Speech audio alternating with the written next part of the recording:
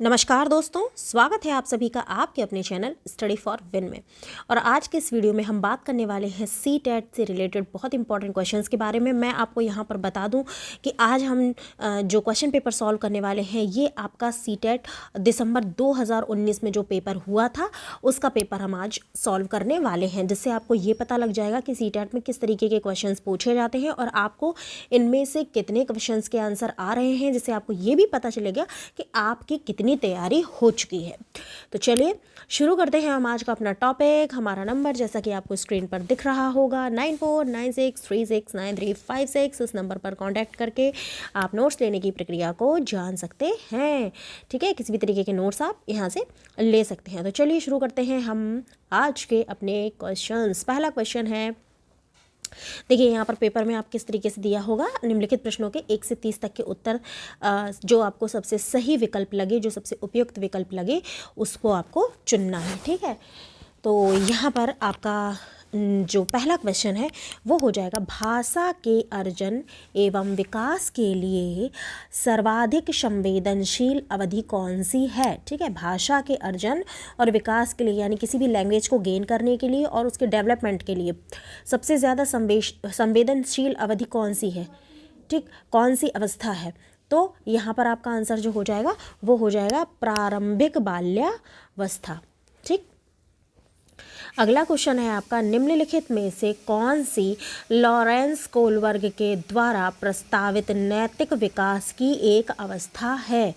ठीक, तो यहाँ पर आपका जो आंसर होगा वो होगा सामाजिक अनुबंध अभिविन्यास। ठीक है, ये वाला आपका आंसर सही हो जाएगा। अगला क्वेश्चन है आपका, कक्षा में परिचर्चा के दौरान एक शिक्षक प्रायः लड़कियों की तुलना में लड़कों पर अधिक ध्यान देता है।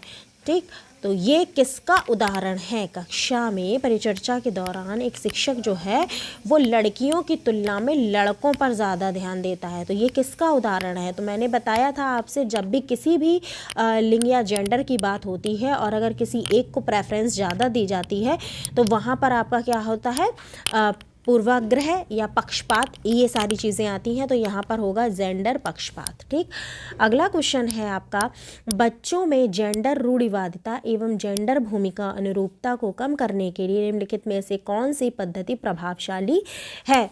तो जेंडर पक्षपात के बारे में परिचर्चा करना ये सबसे ज़्यादा प्रभावशाली है। अगला क्वेश्चन है, निम्नलिखित में से किस मनोवैज्ञानिक ने बच्चों को ज्ञान के सक्रिय जिज्ञासु के रूप में देखते हुए उनके चिंतन पर सामाजिक एवं सांस्कृतिक विषय वस्तुओं के प्रभाव को महत्व दिया है। तो यहाँ पर आपका जो सही उत्तर होगा वो होगा लेव वाइगोत्स्की। ठीक है, वाइगोत्स्की ने बच्चों के सामाजिक और सांस्कृतिक वस्तुओं के प्रभाव के महत्व के बारे में बताया है। उसके बाद अगला क्वेश्चन है आपका, जिगसॉ पहेली को सॉल्व करते टाइम 5 वर्ष की जो नज़मा है वो स्वयं से कहती है, नीला टुकड़ा कहाँ है। नहीं, ये वाला नहीं, गाढ़े रंग वाला जिससे यह जूता पूरा बन जाएगा। ठीक है, इस तरीके से वो खुद में बात करती है, स्वयं से ये कहती है। तो इस प्रकार की जो वार्ता है, इस प्रकार का जो कॉन्वर्सेशन है वो वाइगोत्स्की के किस तरह की वार्ता को संबोधित कर रहा है। तो यहाँ पर आपका जो सही उत्तर होगा, चूँकि वो खुद से बात कर रही है, ठीक है, खुद से बोल रही है। कई बार हम भी ऐसा करते हैं कि हम खुद से बोलते हैं, नहीं यार ये वाला क्वेश्चन अगर हम सॉल्व करें इसका आंसर ये शायद इससे ये कटेगा या ऐसा होगा या यहाँ ये फिल किया जाएगा, इस तरीके से, यानी खुद से बात। ऑब्वियस है वो वहाँ पर क्या हो जाएगा, व्यक्तिगत वार्ता, खुद से बात करना। ठीक है, पर्सनल कॉन्वर्सेशन। नेक्स्ट है आपका, बच्चों को संकेत देना, आवश्यकता पड़ने पर सहयोग प्रदान करना, निम्नलिखित में से किसका उदाहरण है। तो यहाँ पर ये जो है वो आपका ढांचे का उदाहरण है। अगला क्वेश्चन है, निम्नलिखित व्यवहारों में से कौन सा जीन पियाजे के प्रस्तावित मूर्त संक्रियात्मक अवस्था को विशेषित करता है, यानी उसके बारे में बताता है। तो यहाँ पर आपका जो आंसर होगा वो होगा संरक्षण और कक्षा समावेशन। अगला क्वेश्चन है, बच्चों के संज्ञानात्मक विकास के संदर्भ में निम्नलिखित में से कौन सी पियाजे की संरचना है। तो यहाँ पर होगा आपका राइट आंसर इज स्कीमा। अगला क्वेश्चन है आकलन का प्राथमिक उद्देश्य क्या होना चाहिए। तो आकलन का जो प्राथमिक उद्देश्य है वो होना चाहिए संबंधित अवधारणाओं के बारे में बच्चों की स्पष्टता और भ्रांतियों को समझना, ठीक है, कि उनको किस चीज़ के बारे में लेकर कन्फ्यूजन्स है ये चीज़ जानना।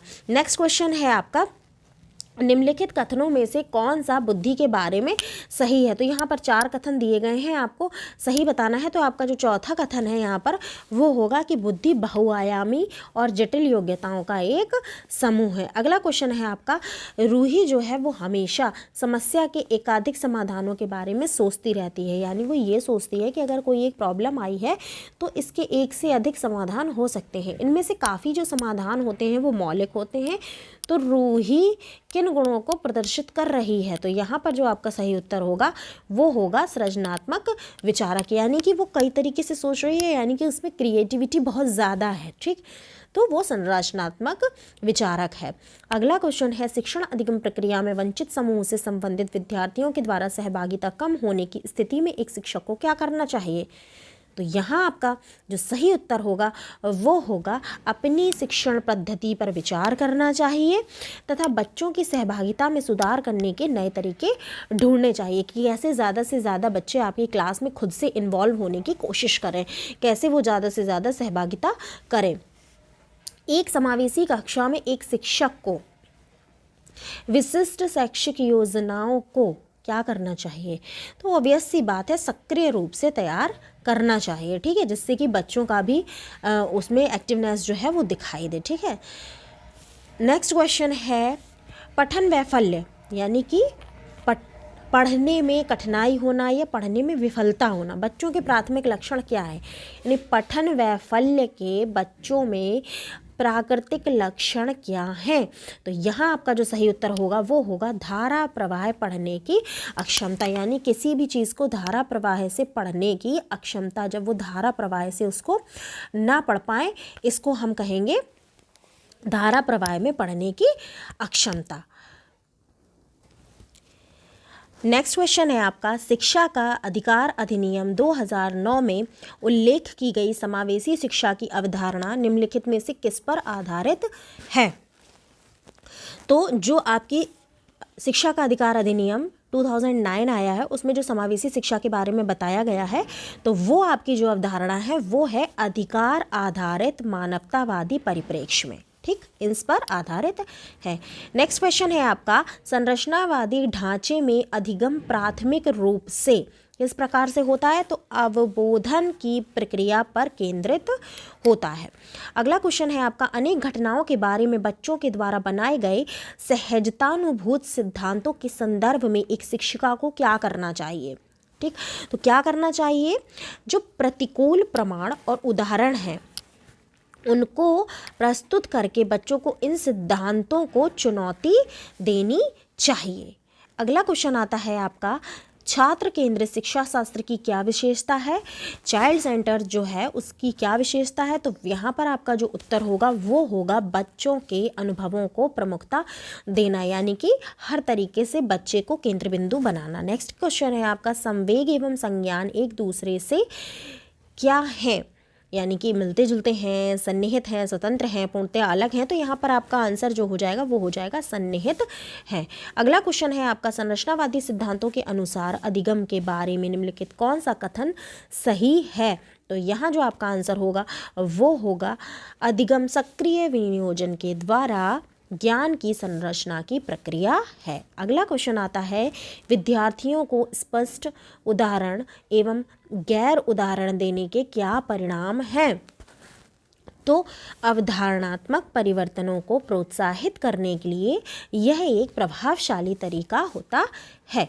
अगला क्वेश्चन आता है आपका बच्चों को अधिगम गतिविधियों में भागीदारी करने के लिए लगातार पुरस्कार देना या दंड देना, ठीक। पुरस्कार देना यानी अगर वो अच्छा काम कर रहे हैं तो उनको पुरस्कार देना, व दंड देने का जो प्रयोग है उसका क्या प्रभाव पड़ता है। तो यहाँ आपका सही उत्तर होगा अधिगम में बच्चों की स्वाभाविक अभिरुचि और जिज्ञासा जो है वो कम हो जाती है। क्या होता है कि अगर हम लगातार उनको एक ही तरीके का, चाहे वो सकारात्मक पुनर्मिलन हो चाहे वो नकारात्मक पुनर्मिलन हो, हमें किसी भी तरीके से बच्चे को किसी भी चीज़ का आदी नहीं बनाना है, ना ही हमें उसके लिए उनको ज़्यादा प्रेशराइज़ करना है। यानी कि अगर हम ज़्यादा उन्हें दंड देंगे तब भी क्या होगा, उनकी जो स्वाभाविक अभिरुचि है या जो जिज्ञासा है वो क्या होगी, कम हो जाएगी। इस चीज़ का हमें ध्यान रखना है। नेक्स्ट क्वेश्चन है आपका, निम्नलिखित में से कौन सी जो प्रथाएं हैं वो सार्थक अधिगम को बढ़ावा देती हैं। तो यहाँ पर आपका जो आंसर, यहाँ पर आपको 4 ऑप्शंस दिए गए हैं और उनके बाद आपको पढ़कर उसके आंसर देने हैं। तो यहाँ ऑप्शंस आपके सामने ये दिए गए हैं, शारीरिक दंड, सहयोगात्मक अधिगम पर्यावरण, सतत समग्र मूल्यांकन, निरंतर तुलनात्मक मूल्यांकन। तो यहाँ जो आपका उत्तर है सही वो है तो सेकंड ऑप्शन सहयोगात्मक अधिगम पर्यावरण और थर्ड ऑप्शन सतत एवं समग्र मूल्यांकन। ये 2 ऑप्शन आपके सही हैं। इसका मतलब जो ऑप्शन सेकंड है, सेकंड और थर्ड 2 वाक्य आपके सही हैं, तो यहाँ पर आपको इसको टिक करना होगा। अगला क्वेश्चन है, शिक्षक बच्चों की जटिल अवधारणाओं की समझ को किस प्रकार सहज कर सकते हैं। तो अन्वेषण एवं परिचर्चा के लिए अवसर उपलब्ध करके। एक प्राथमिक विद्यालय की अध्यापिका बच्चों को एक प्रभावशाली समस्या समाधान कर्ता बनाने के लिए किस प्रकार से प्रोत्साहित कर सकती है। किस प्रकार से आप बच्चों को मोटिवेट कर सकते हो। तो यहाँ आपका जो सही आंसर होगा वो क्या होगा, फटाफट सोचिए और बताइए। तो यहाँ आपका सही आंसर हो जाएगा, बच्चों को सहजतानुभूत अनुमान लगाने के लिए प्रोत्साहित करके और उसी पर आधारित विचार मंथन करके।